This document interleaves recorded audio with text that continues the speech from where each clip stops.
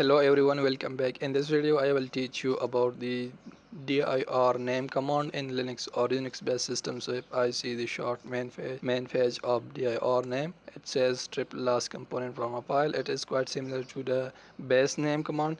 So I am now in the root directory. So let's say I want to execute this against the previous command that I executed using base name command. So let's say dir name and then the directory as home slash Tauseed Zaman slash desktop slash test slash yt, and here I have file hi there again, I guess. Hi there. Let's use tab. If I press tab button 2 times, it is going to show me that. So this kind of pro tip for this. So now let's I want to pause this. So hi there again, and if I hit enter, as you can see, it returns the complete directory path as a string from that command.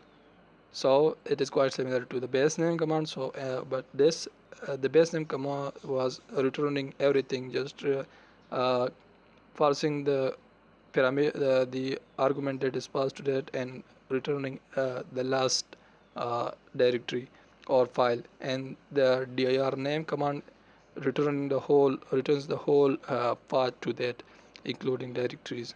So that is dir name command. Thanks for watching, and I will see you in the next one.